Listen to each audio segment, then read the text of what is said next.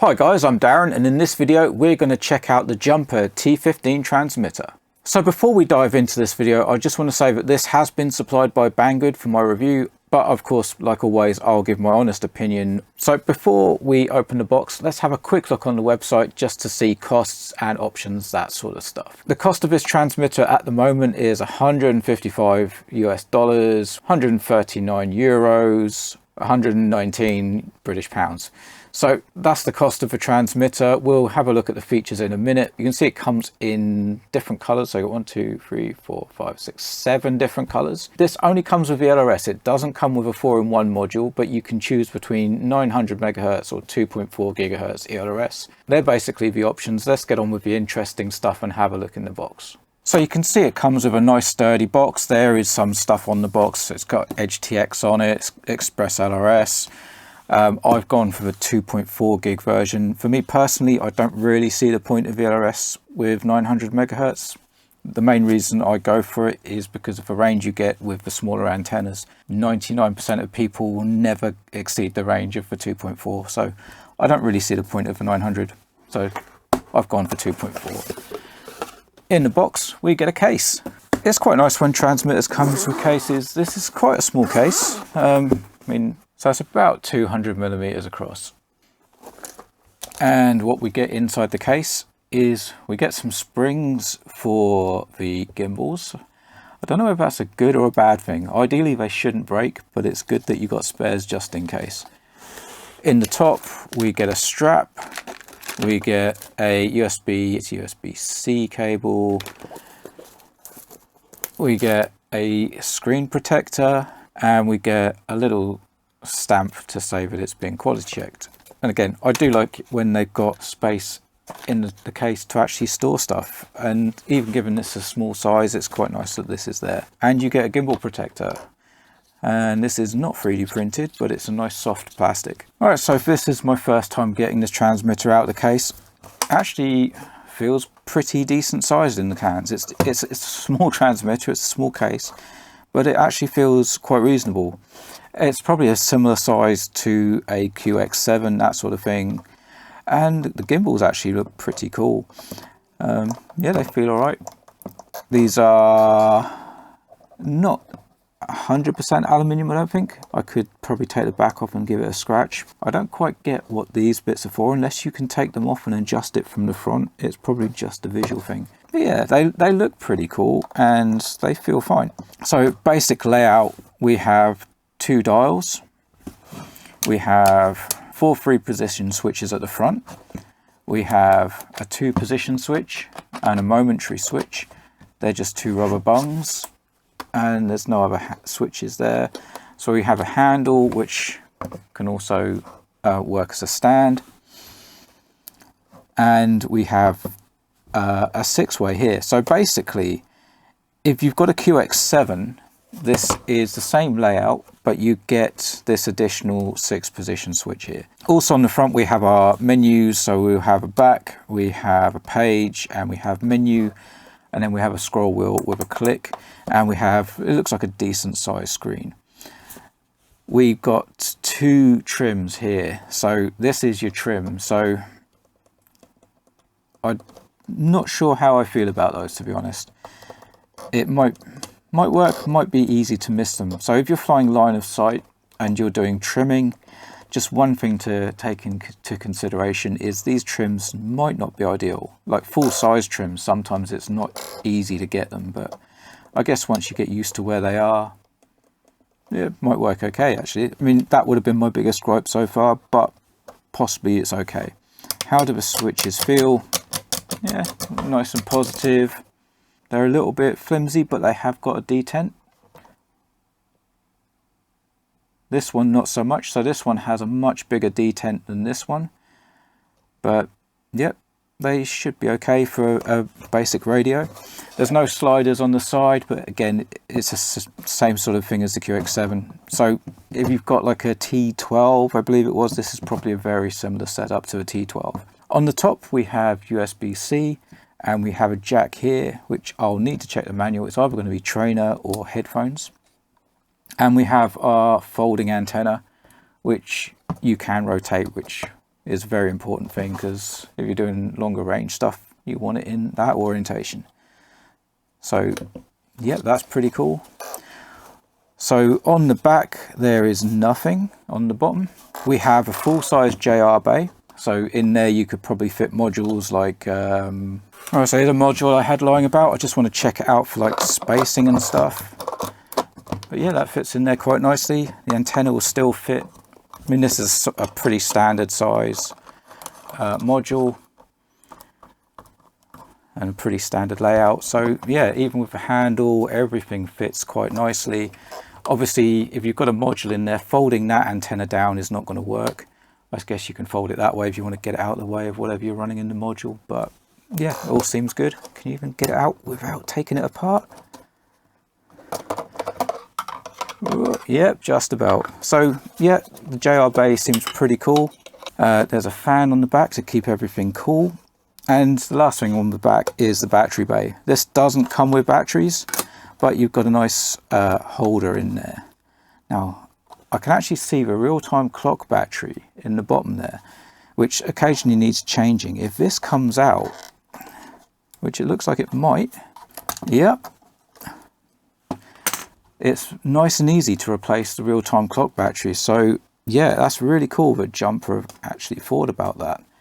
I don't think getting this in and out is so easy, but it's nice that the clock battery is actually really easy to get to. This doesn't use 18650s, it uses 21700s, which if you've got sort of older transmitters like I don't know, the TX16 or sorry T16, they'll be running on 18650s, so you will need different batteries for this, but they're going to last longer. They're usually higher capacity, so you do get a bit more longevity with the radio.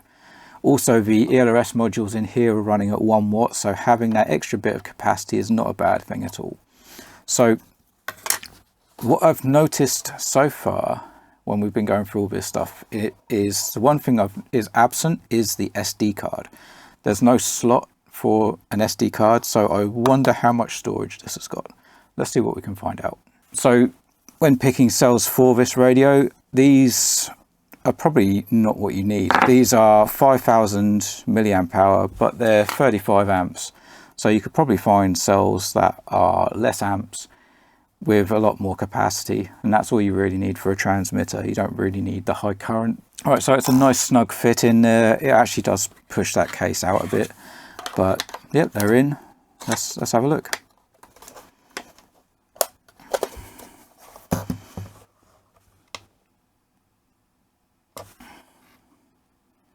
Welcome to HTX. Switch warning. So there is definitely a haptic motor in there, and we're good to go. Or system menu. You can see we've got some. This isn't. Oh, it is touchscreen. Wow, I didn't expect that on a radio at this price. So it is actually touchscreen. So you can see we've got the ELRS lure. You've got calibration here for the gimbals. So let's run through that. So let's center our gimbals. So this one is for the pots and the gimbals. So center, then move on the axis. Now a lot of people bang the sticks when they do this. I tend to do the opposite. I just get it gently to the edge, because if you push it too hard, if it's especially a plastic gimbal, you can push it further than you'll be when you're using it. So just gently go to the edge and back down again. That's all it needs. I mean, the metal stops on this are actually quite positive, so it's not so bad. But that's all we need for calibration. And you can see now it's all good. If you're used to fixed wing with a ratchet, this doesn't have ratchet on, but I'm assuming that again you can add ratchet if you want. But actually out of the box they feel quite nice. They're not overly tight, not overly sprung. They actually feel quite good. Right, so I'm going to use the lead that came with it. Okay, so nice, we get to choose whether we use this as a joystick, storage or VCP. So we're going to go storage, and let's have a look on the computer. Okay, so we've got one drive that's popped up and that's it. So we only have the single internal storage. So it looks like we've got 1.8 gigabytes and it's only used 58 megabytes. So it's reasonable. It's actually not too bad. So it's only internal storage, but that will be quicker, but it's not expandable. But for most cases, you're going to be absolutely fine with this. The only time you might struggle is if you use something like the Yahoo mapping widget and you have lots and lots of map tiles. But most people, that won't be the case at all. So yeah, everything on there seems to be good. So while I was away, I thought I'd check out a few things, and actually it's pretty cool. So this USB is actually charging as well, so it charges at 10 watts. That is a trainer port, so it's not a headphone port. So if you want to use a Vario, unfortunately it's going to be through the speakers, but yeah, you can actually use this with a trainer function, which may be more useful. The 6-way buttons are actually configurable. This wasn't the case. Now it's like these are configurable, so it can be a 6-way button, it could be 3 2-way buttons, it could be 2 3-way buttons, or it could be individual buttons by the looks of it. It's all completely controllable. So yeah, it's nice to see that that functionality has moved its way over to HTX as well. Yeah, other than that, it's like everything that you might need to know about this radio is on the Jumper website, and there is obviously a user manual on there as well. So looking at the specs, you could actually run this with two 18650s, but I'm guessing you'd need to 3D print your own case. Personally, if you can change to 21700s, I'd probably go with that option. You get more capacity, so it'll last longer. What are my thoughts on this radio? I must admit, when I came to look at this radio, I was expecting to be disappointed, if I'm perfectly honest. But actually, I think it's a fairly decent radio for an entry-level radio. It's certainly the same sort of specs as a QX7, so if you're okay with that number of switches and no sliders, then it's going to be absolutely fine for you. I mean, I don't know whether on the board there's expansion for extra switches. If there are, potentially you could put 2 extra switches there. Without going into modifications, it's a nicely thought out radio.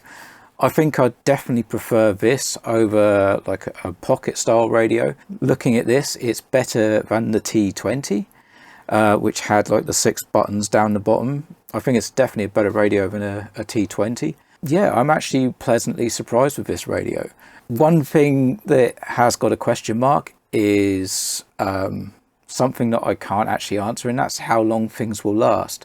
Unfortunately, Jumper has got a bit of a reputation that things break, and it stems right the way back to like the original T16, where they had all the ribbon cable problems, that sort of thing. If that's been taken care of, there's nothing really to say that this radio won't be decent. For 120 quid, you're getting a touchscreen, you're getting decent gimbals, and you're getting a fair number of switches. So yeah, also you got your ELRS built in if you fly ELRS. If you don't fly ELRS, then you're going to have to use a module on the back. But there you go. I honestly think this is actually a fairly decent radio, so which is actually to me is quite surprising. If you're interested in a small beginner radio, then I'd definitely recommend checking this one out. Let's see if we can take the back off and see if there's anything that stands out that might cause a problem in the future. Okay, so it's a couple of days later, I managed to get a screwdriver, PH1. You do need a reasonably long screwdriver. It's not as long as I thought it was going to be, but yeah. So if you do take it off, there are 2 small silver screws at the top and 2 small black screws at the bottom. There is another screw under the grips. If you undo the bottom of the case, you can sort of just get a nail or a pry or something under the grip, and then they do just sort of pop off. There's no glue or anything, so they'll go back straight on.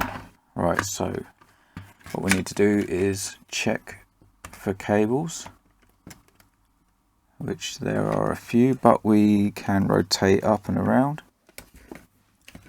And they're both 5-pin connectors, which is really, really handy. So what I'm going to do is take this one off of here. Come on. And we'll take that one off of there.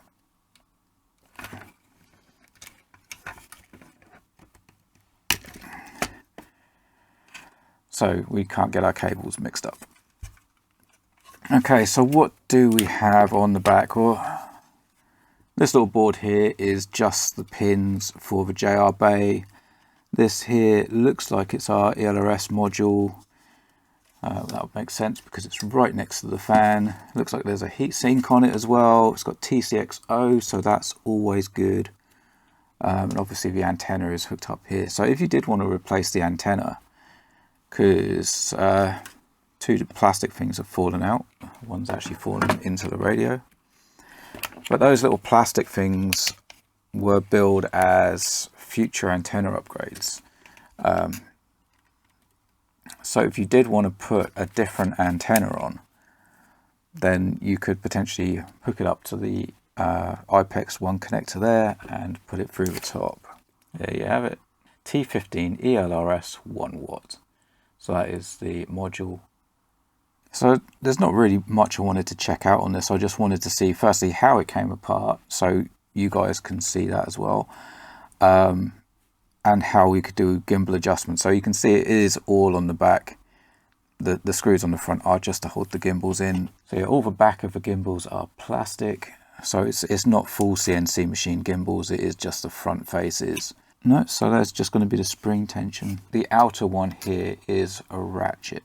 But the bad thing is, this is only on this side. So if you did want to switch to mode 1, you'll actually have to physically swap the gimbals over. This is the spring tension here, so you can raise and lower the spring tension there.